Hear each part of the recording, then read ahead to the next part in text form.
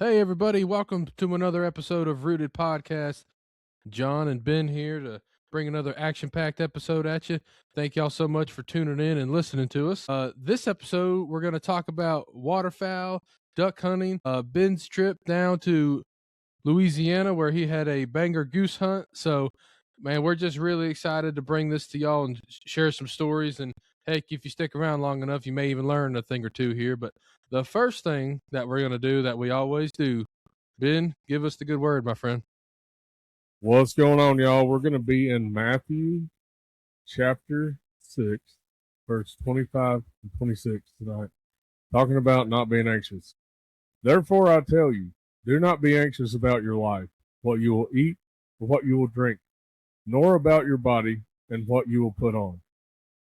Is not life more than food, and the body more than clothing?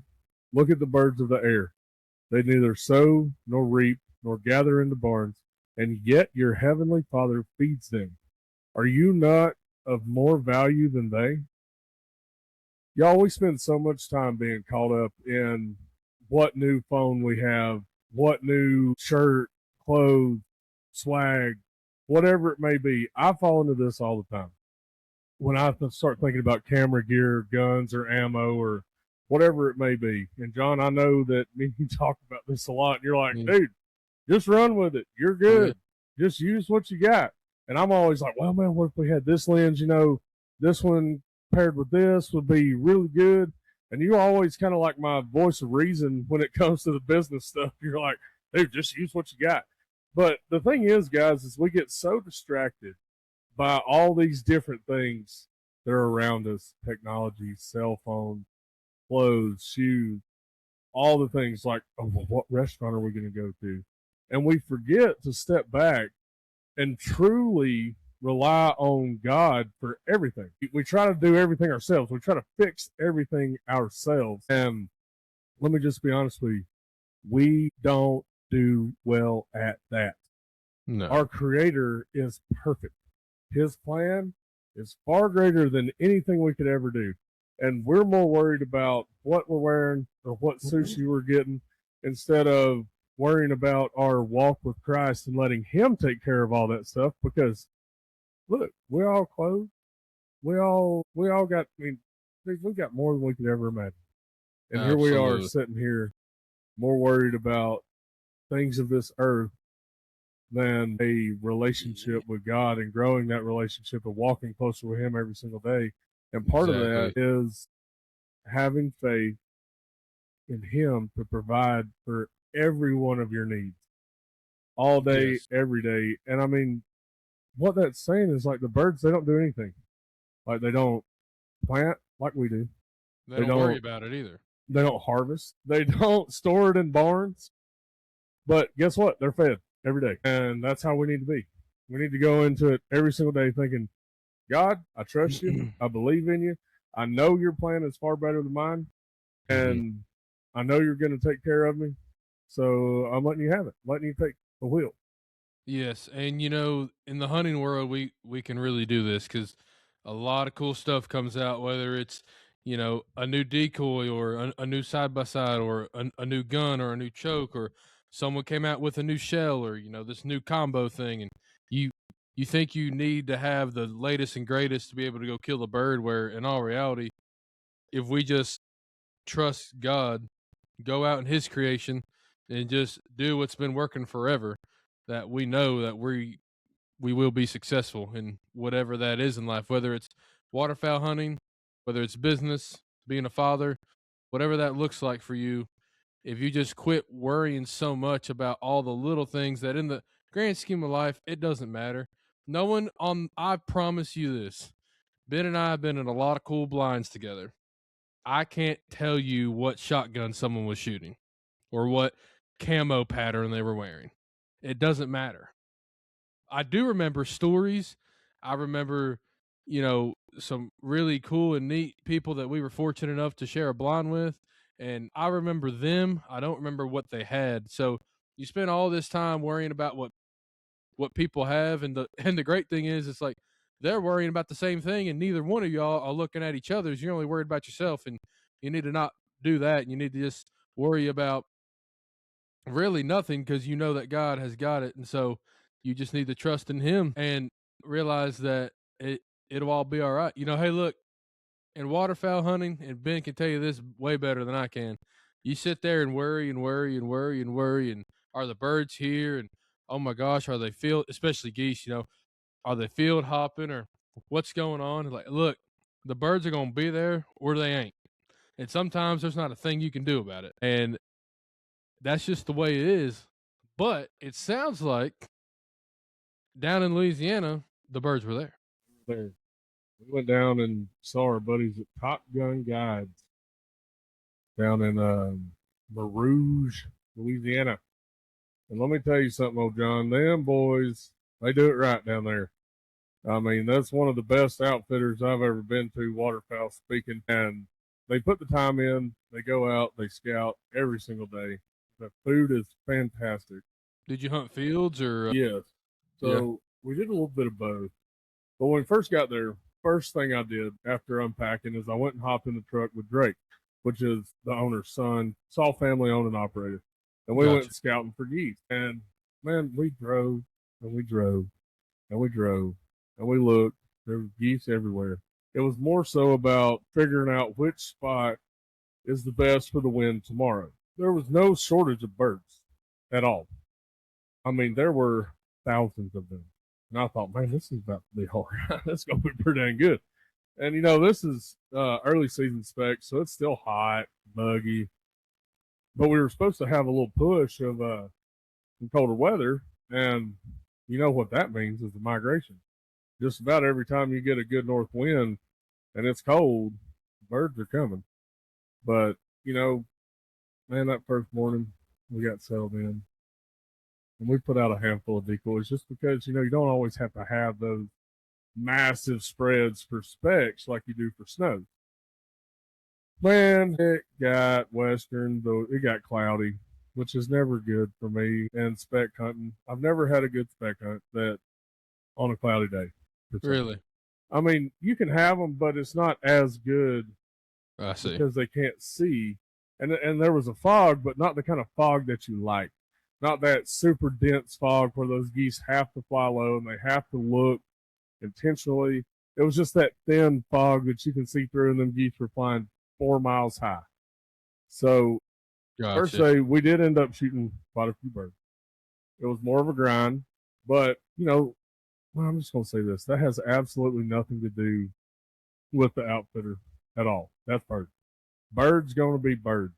So I'm just telling all you hunters out there that you have to understand that your outfitter is doing everything in their power to put those birds in your lap. And that's what I'm saying. It just goes back to there's certain things that you can control and there's certain things you can't. And, you just got to control the controllables, especially on a waterfowl hunt. And you just can't sit there and worry about it. I mean, trust me, if you worry about it, you can worry yourself to death and, get nothing accomplished. So you just got to grind it out and see whatever you can make happen with what you got. Oh, yeah, man. And then, so we ended up shooting quite a few birds, quite a few geese. And, it was fun. They were coming in singles, doubles. Every now and then you get the 4-pack come in. Wasn't the big spins, but, man, I don't mind that. I personally. Do you think it's easier to work a single or a double versus a big old flock that comes spinning in there? Absolutely, because you've got one set of eyes or two sets of eyes versus 50 or 1,000 or however many. You got one set of eyeballs, and them things are sharp now. They're looking at you from the sky. So just imagine flying your drone around and looking at everything from the air. That's what these birds are seeing. So you have to be very mindful of that when you're putting your blind in or you're sitting in the decoys, whatever. The hide is the most important part of every kind of waterfowl hunting.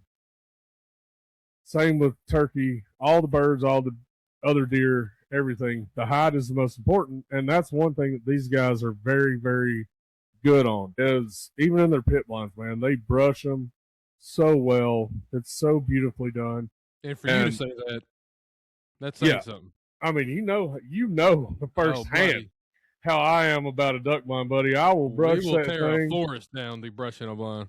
Yeah. That reminds me of a time that we We brushed that big old Pontoon boat. Yeah. Hey, this is kind of cool. I mean, now I'm trying to think. You basically had the platform, right, of a pontoon, like you had the barrels or whatever you call them, tunes. I the pontoons. had the tunes and then the floor. And that was it, right? That was all I had to start with. And I went up from there. Yeah, and I built the frame, the walls, and then the shooting lanes for each person. Had a dog box thing, right? Dog box and everything ready to go for you to get your dog in and out. Look, you talk about a little sketchy. When you hook up the F-250 and you hook up a pontoon boat, that's normal. When the pontoon boat's a duck blind and it's got walls and it's not very aerodynamic. No. We drove about 4 hours or so west from your house there, and that was quite different. Yeah, well, see, I did that strategically, John. I left a couple of them pieces of plywood off so air could flow through there, and I cross braced everything on the inside, all the walls, so that way it couldn't blow apart going down the interstate. Wouldn't that be something going down I-40 and you see a whole duck blind fly off a set of pontoons? Right off the rooted truck, you'd be like, yep, that makes sense. Yep, we're getting in trouble now. Here comes the fines and the law dogs. Yep, we made a mess. And then I tell you, we finally brushed that thing in. I think we had we stapled fence around it and brushed it and zip ties and everything. And then it was the moment of truth. You do all this work and like hope it floats, and it did. It did. We killed some ducks out of that thing. It was a little wonky, it'll be all right. We had to put some weight where the motor used to be because it wasn't there anymore. Yeah. So it was a little cattywampus there for a minute, but we put some weights in there, and that thing bounced out real nice. And man, it actually turned out to be a really good blind. But it was nice. We had a little grill in there and everything. Oh yeah, it was awesome. I'm just gonna tell you guys this: when I go to brush a duck blind, it is so intense that I want it to look like a heap of brush that you cannot see through. If I can see a hole and I can see bare wood, I am not satisfied until I see nothing but brush. Your hide is your most important. In fact, on the first shoot out of there, typically needs to be breaking limbs, busting something, because it's so nice and tight. But guys, you got to remember, you're in a dark background and your face is shining, unless you're like me that is just tore up about painting my face with the old wine cork. Mr. John done brought me a whole tote sack of them. So, I like the hide, man, and that's all part of the hunt. That's the major part. You got to find the bird, but if you're not hidden, you're not going to kill the bird. So it doesn't matter. It doesn't matter how many birds you have. If they can see you, they're not going to, period. So we get in, great hide the first day in a pit blind, brushed really well. I was very pleased with the effort they put in on that. And then the next day we go in and we start hunting in the spread. So we're sitting in the snow goose spread. And I have to tell you, man, I was pretty amazed. These boys, they know what's up. Like, they know how to set a spread right, and they know how to set those decoys to hide you well while you're sitting in and amongst the decoys. So, man, I was very pleased. Like, I was excited to be there. And we had a similar situation, had a lot of birds, and had a good win that day, and they did it right. They started working good, especially the singles and the doubles, and every now and then you get a group of 3 or 4 come in, and they would actually work. So from there, we decided, okay, well, that's a no-brainer. If they're going to work on the big spread of decoys, and that's just what we're going to do. And we ended up doing that a couple more times, and man, we had a ball. I mean, we shot some dang geese and some good ones too, like full mature ones. So one thing you got to know about a speckled belly goose is the more mature they are, the more black bars they have on their belly. So some of them are just look like they just laid down in a whole barrel of tar, just solid black on their bellies. The others, like the more juvenile birds, will have nothing, or they'll start to have little black specks all throughout their chest.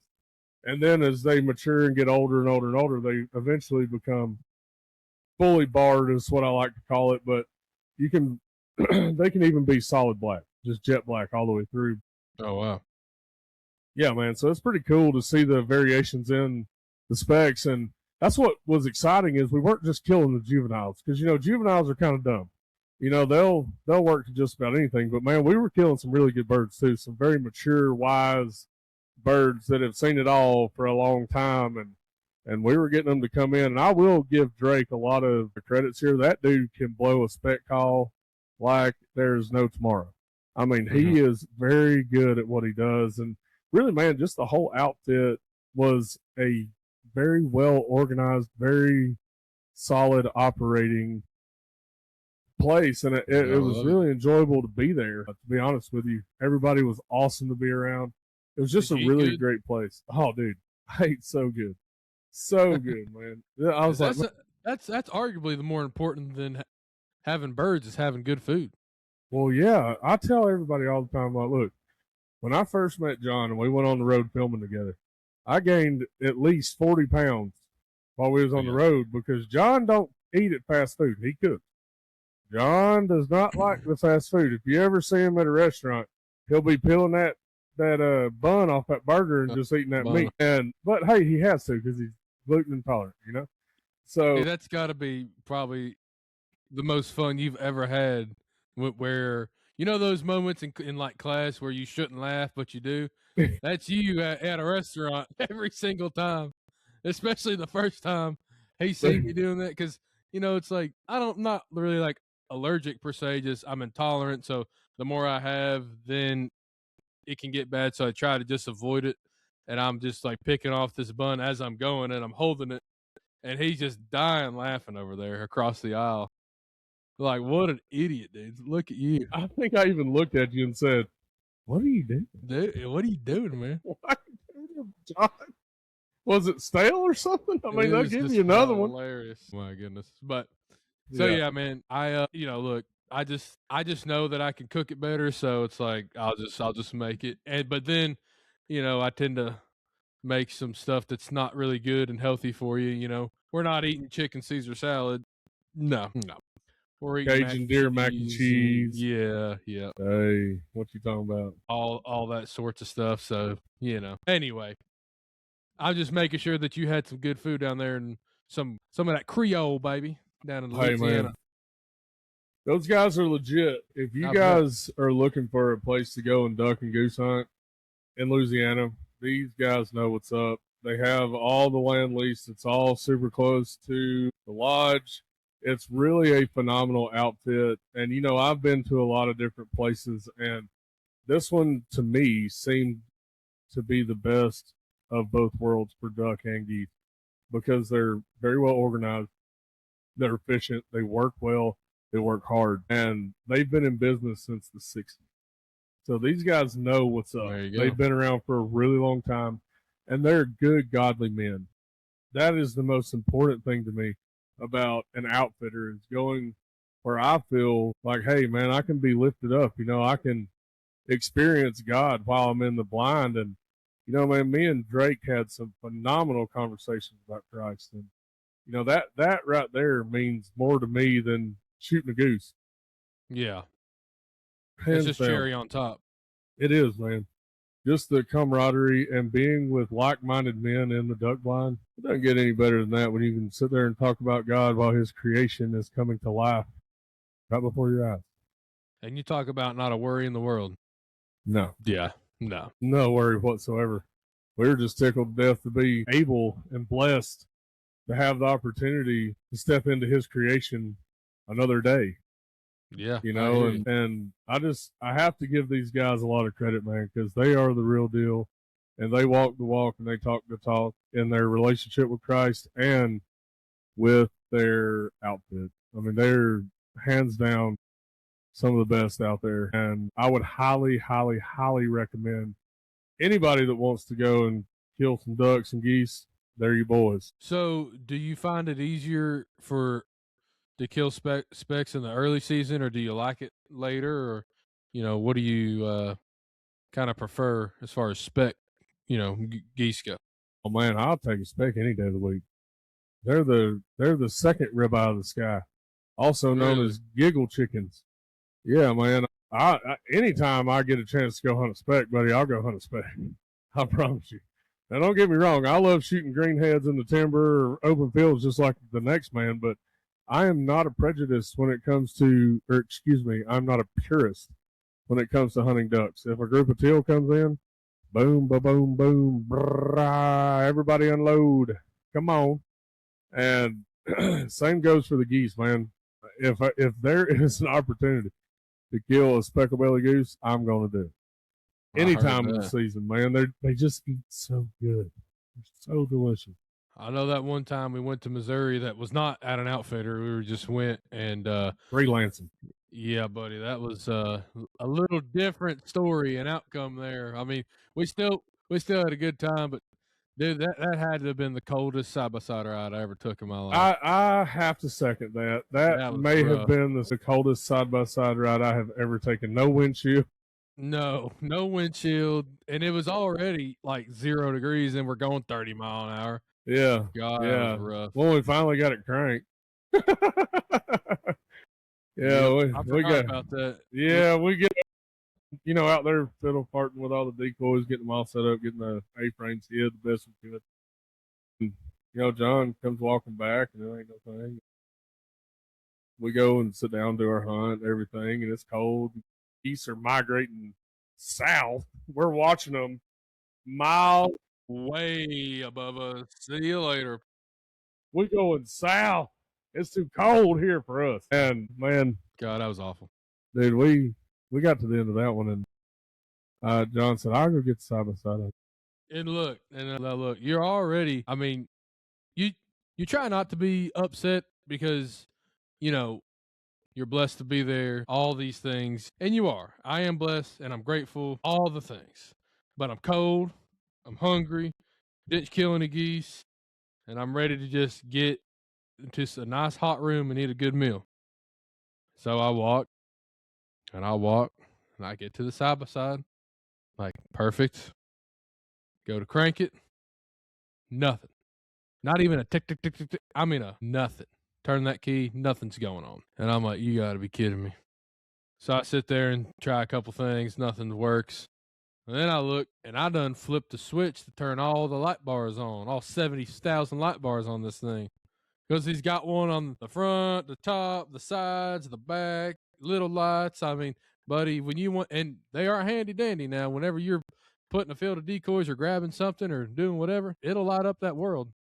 But yeah, I guess my knee or something hit it, and so then I had to walk all the way back, and I could just see Ben's face looking at me like, what in the world are you doing? Walking back. And I said, buddy, I got bad news. That old rig is dead. Mind you, we're miles away from anything. And so luckily, one of the guys that at least that field that was letting us hunt with him, he was like, I called him and he said, hey, call this guy. He'll come help you. And I'll just give a shout out to him. Old Treasure Island Duck Club over there. Those boys showed up. Hey, they did save our rear ends that day. They sure did. Marshall showed up, saved our honeys on that one. And so we greatly appreciate that. And we ended up getting back. But boy, it was cold. I was tired. John was tired. And we loaded that rig up. We never turned it off. We just loaded it right on the trailer and shut her down. And that was the end of that trip right there. But, man, I really think, though, that the way the Top Gun guys are situated and located in the state, so they're getting a lot of these big pushes of geese, snows, specks, all that, in the major migrations. And they just got it to where you can either hunt a pit line or you can do the conservation style in the decoys. And that's another thing. They've got a bunch of conservation hunts coming up. So if you want to go hunt geese in Louisiana and shoot some snows, call them. Top Gun Guides, Rouge, Louisiana. I'm telling you, you will not regret it. The food is delicious. Colby is awesome. Drake is just as good. Dude, I had a blast. They treated me like family from the time I walked in the door to the time I left. And they do that with everybody, with all of their clients, man. They treat everybody with the utmost respect. So I have a lot of respect for them because of that. You think they're gonna get a bunch of snows in there? I would say probably so, man. I mean, the way they're positioned in that flyway right there, I'd be willing to bet. And, history always tends to repeat itself in some form or fashion. And historically, they have always killed a lot of snow geese. So they've got that going for them too. But just my personal opinion, I would be down there the 1st of February. Just my personal opinion, because you got to think the further south you are, the sooner they're going to start going back north. So I would say the first part of February there, maybe the whole month of February, but call them, get in there. You can have a big group. Go kill a whole mess of them dang snow geese, because I do love a good snow goose hunt. Listen, them snow geese are overpopulated, and they're destroying the breeding ground. So we need to do our part as outdoorsmen, conservationists, and be the equalizer and reduce their population. But don't be like them other boys over there that's been throwing them in the dumpsters. Don't do that. Clean your birds. I saw an article the other day where there was like 250 snows, uncleaned, just thrown in a dumpster. I was like, man, that ain't even right. Like, if you're going to kill it, clean it and eat it in some form or fashion. There is no sense in killing something and just leaving it lay. No, now throwing it away. Let me say this right here. That had nothing to do with the Top Gun guides. Nothing. That was just an article I read randomly from I don't even know where, but it was somewhere in the United States.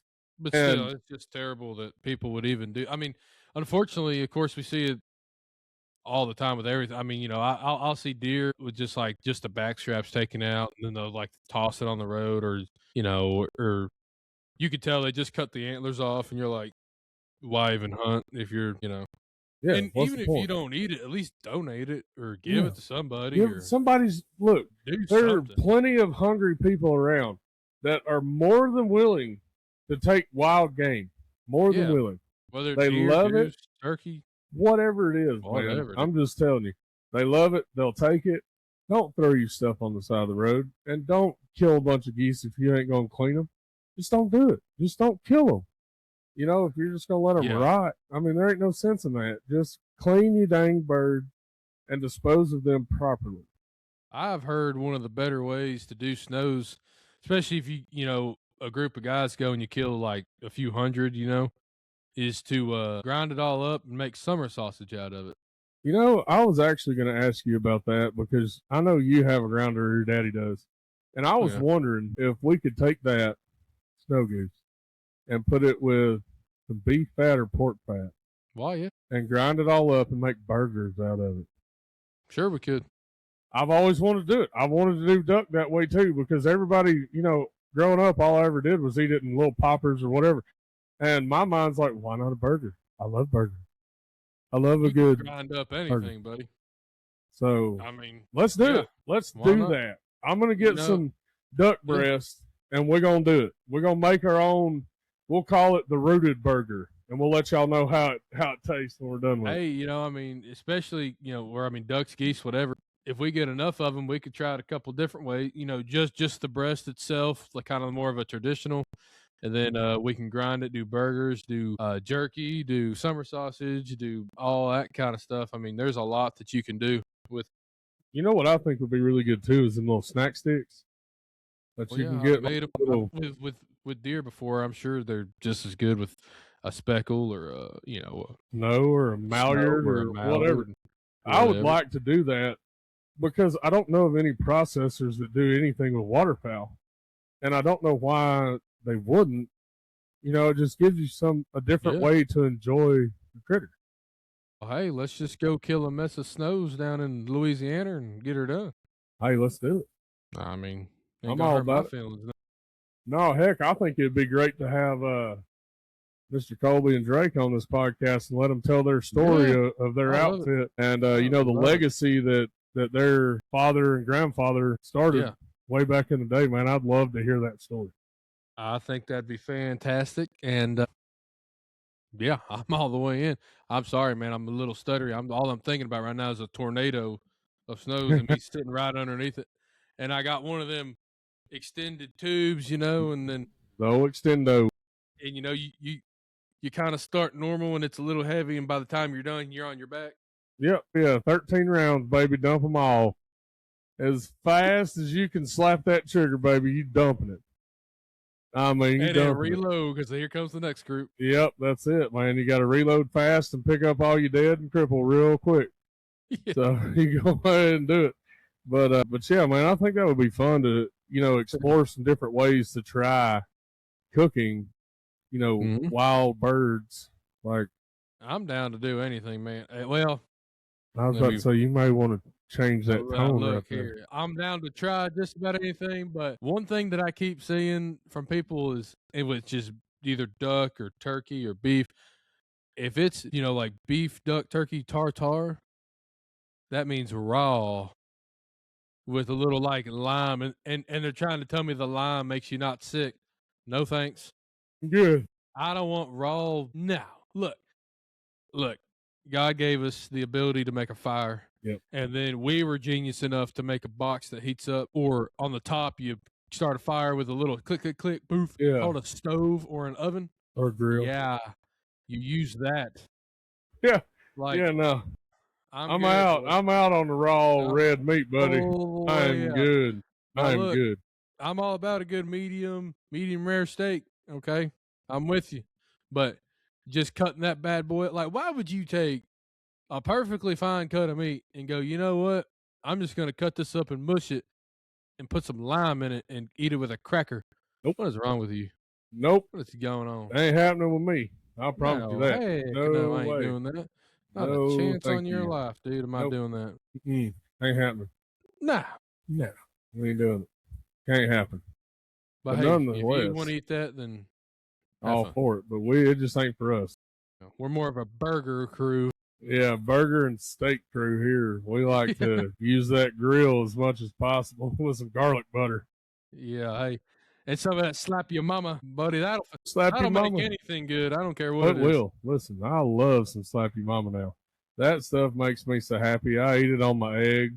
I eat it on pretty much everything. Fries, steaks, burgers, mashed potatoes.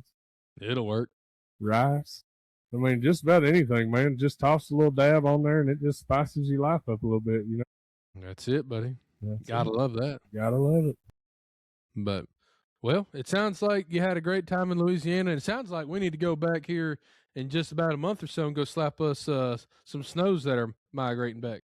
I agree 110%. So we had a great hunt. The outfitter was fantastic. If you guys are looking for a place to hunt waterfowl, ducks, geese, snows, conservation season or regular season, Top Gun Guides, LLC. Tell me, Rouge, Louisiana. Them boys got it going on. See there? There you go. Gotta love it. Now you know. Ain't no denying it now that you know about it. That's it. That's it. You just gotta make it happen. Yeah. Go out there and have fun. That's the best thing. Don't worry about nothing. Go out there and have fun. Yeah, just be like the birds, man. Just don't worry about a thing and let the Lord take care of you, because he's going to every single time. And I'm talking to myself when I'm telling y'all this. Everything that I share Bible-wise, I am pointing my finger right at myself.